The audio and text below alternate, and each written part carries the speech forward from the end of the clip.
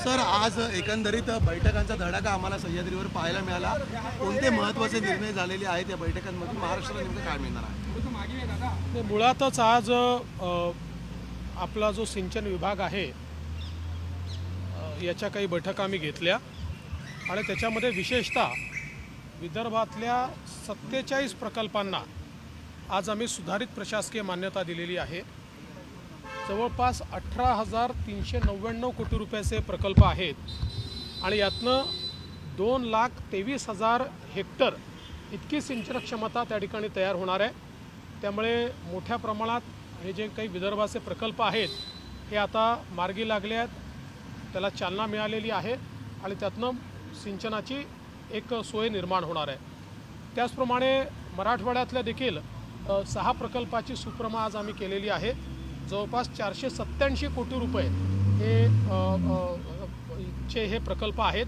त्यामुळे ती प्रकल्प देखील आम्ही मार्गी लावले आहेत. यासोबत आज आम्ही जो हाऊसिंग विभाग आहे याची देखील एक आढाव्याची बैठक घेतली होती की ज्याच्यामध्ये पोलीस कॉलनीज असतील किंवा BDD चाळ असेल किंवा आपल्या ज्या म्हाडा कॉलनीज आहेत त्याचा पुनर्विकासाचा विषय असेल, अशा अनेक विषयांवर आम्ही त्या संदर्भातले निर्णय घेतलेले आहेत.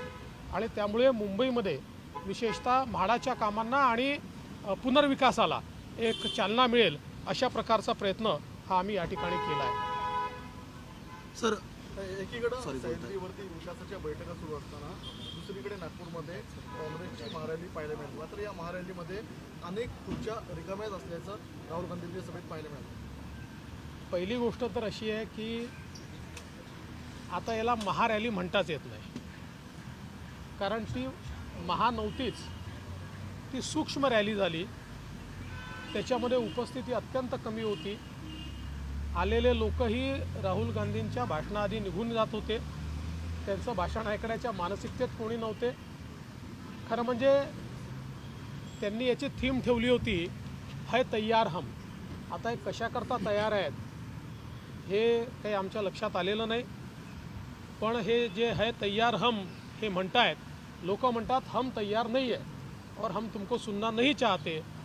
पण मला एका गोष्टीचं आश्चर्य वाटलं, या देशामध्ये अनेक आमचे शूर राजे आणि राजघराणे यांनी इंग्रजांशी संघर्ष केला. अनेकांनी आपलं स्वत्व टिकवून ठेवलं आणि आज राहुल गांधी सरसकट असं म्हणाले की देशातल्या राजांनी इंग्रजांशी साठगाठ केली होती. अशा प्रकारे या राजघराण्यांचा अपमान करणं हे अतिशय चुकीचं आहे आणि मला असं वाटतं की हे काही महाराष्ट्रात किंवा देशात कोणी सहन करणार नाही. नाना पटोलेंबाबत त्यांनी उदाहरण दिलं. उद्योगाच्या संदर्भामध्ये तुम्ही आकडेवारी सगळी जाहीर केली होती, तसं टीका करतात या सगळ्या. पहिल्यांदा तर मला अतिशय आनंद आहे. मी मागच्याच वर्षी सांगितलं होतं की FDIमध्ये पुन्हा महाराष्ट्र पहिल्या क्रमांकावर येईल. महाराष्ट्र पहिल्या क्रमांकावर तर आलाच, पण जे आपले त्या अर्थाने प्रतिस्पर्धी आहेत कर्नाटक आणि गुजरात यांच्या एकत्रित गुंतवणुकीपेक्षा देखील जास्त गुंतवणूक ही महाराष्ट्रामध्ये आली आहे. आपण जर बघितलं तर साधारणपणे या ठिकाणी 23-24मध्ये एप्रिल ते जून आणि त्याचा पुढचा आकडा जर आपण बघितला तर 65,502 कोटी इतकी गुंतवणूक आपल्याकडे आलेली आहे आणि एकूण ती 1,18,422 कोटी रुपये एवढी गुंतवणूक आपल्याला 22-23ची त्या ठिकाणी पाहायला मिळते. त्यामुळे एकूणच हे सरकार आल्यानंतर प्रचंड मोठ्या प्रमाणात गुंतवणूक या ठिकाणी येते आहे. आणि आज आमचे विरोधी पक्षनेते अंबादास दानवेजी यांचं ट्विट मी बघितलं आणि त्यांनी सांगितलं की आमचा काळही याच्यामध्ये आहे. काल जी आकडेवारी मी त्या ठिकाणी ट्विट केली आहे ती आकडेवारी आमचं सरकार आल्यानंतरची आहे. त्यांच्या काळातलं मी धरलेलं नाही आहे. उलट त्यांच्या काळातली आकडेवारी सांगतो. 21-22 हे जे प्युअरली त्यांचं वर्ष आहे त्या वर्षामध्ये कर्नाटकाची गुंतवणूक ही 1,63,000 कोटी आहे आणि महाराष्ट्राची 1,14,000 कोटी आहे. म्हणजे जवळपास 50,000 कोटी रुपयांनी आपली गुंतवणूक कर्नाटकपेक्षा कमी होती आणि पहिल्या क्रमांकावर कर्नाटक होतं.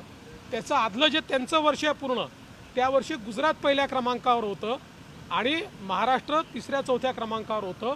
पण आता महाराष्ट्र हे पहिल्या क्रमांकावर या ठिकाणी आलेलं आहे आणि म्हणून मी जसं सांगितलं की मोठ्या प्रमाणात आता महाराष्ट्रामध्ये अगदी आमचा कार्यकाळ बघितला एप्रिल 22पासनं तर सप्टेंबर 23पर्यंतचा जर कार्यकाळ आपण बघितला तरी, कारण आपल्याला एप्रिलपासनं त्याची आकडेवारी मिळते, पण हा जवळपास सगळा आमचा कार्यकाळ एखाद महिना सोडला तर 1,83,924 कोटी रुपये इतकी गुंतवणूक ही थेट परकीय गुंतवणूक आलेली आहे.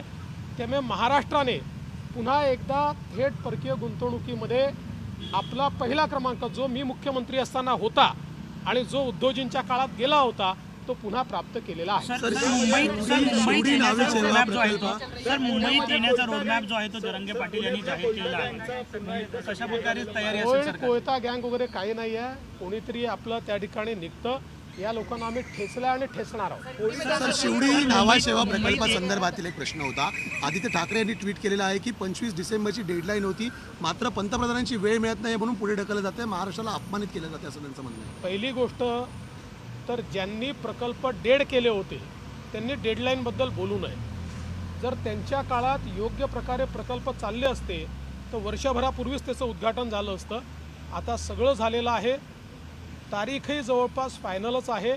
मुख्यमंत्री तारीख घोषित करतील. मी तुम्हाला आज एवढंच सांगतो की लवकरच ट्रान्स हार्बर लिंक ज्याचं नाव अटल सेतू आहे त्याचं उद्घाटन होणार आहे. सर मुंबईत रैली कांग्रेस की जा रही है भारत जोड़ो के बाद, उसमें राहुल गांधी ऐसा कह रहे हैं कि बीजेपी जो है गुलामी करती है, लोगों पे गुलामी का जो है दबाव डालती है. इस तरह से देखते हैं आप आज. पहले तो उन्होंने इसको महारैली कहा था, लेकिन ये सूक्ष्म रैली हो गई क्योंकि छोटे ग्राउंड में रैली लेने के बावजूद भी आधा मैदान खाली रहा, कुर्सियां खाली रही और राहुल गांधी इनका भाषण सुनने के लिए लोग रुके नहीं, उन्होंने जाना शुरू कर दिया.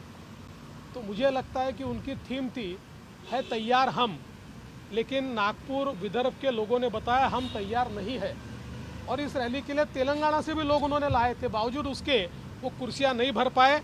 तो मुझे लगता है कि जब राहुल गांधी को लोग सीरियसली लेने को तैयार नहीं है तो हम क्यों उसके ऊपर सीरियस होकर कोई सवाल जवाब करें. देश विदेशातील प्रत्येक घडामोडींचे लाईव्ह अपडेट मिळवण्यासाठी आता साम टीव्हीच्या सर्व सोशल मीडिया प्लॅटफॉर्मला लाईक, फॉलो आणि सबस्क्राईब करा. तसंच सर्व नोटिफिकेशनसाठी बेल आयकॉन प्रेस करायला विसरू नका.